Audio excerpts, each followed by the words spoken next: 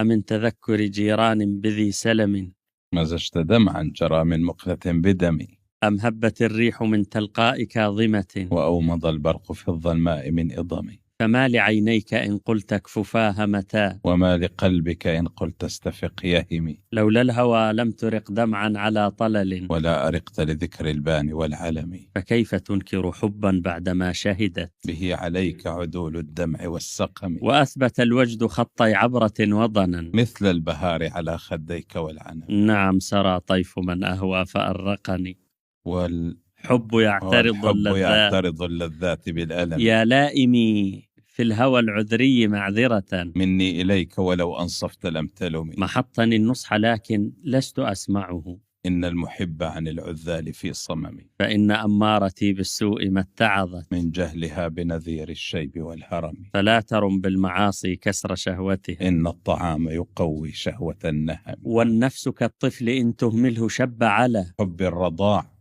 وإن تفطمه ينفطم. وخالف النفس والشيطان واعصهما، وإنهما محضاك النصح فاتهم. محمد سيد الكونين والثقلين والفريقين، من عرب ومن عجم. هو الحبيب الذي ترجى شفاعته، لكل هول من الأهوال مقتحم.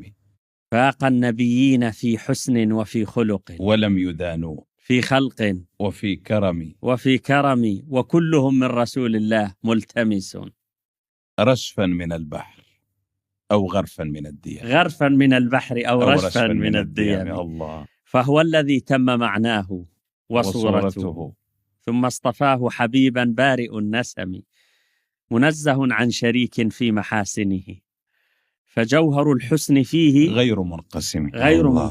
بصير غريب عجيب.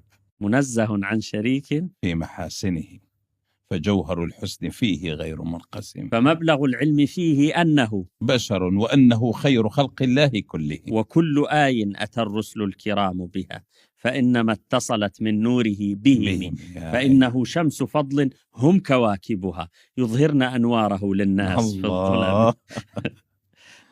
يا سيدي هذا كلام شعراء، كلام محبين.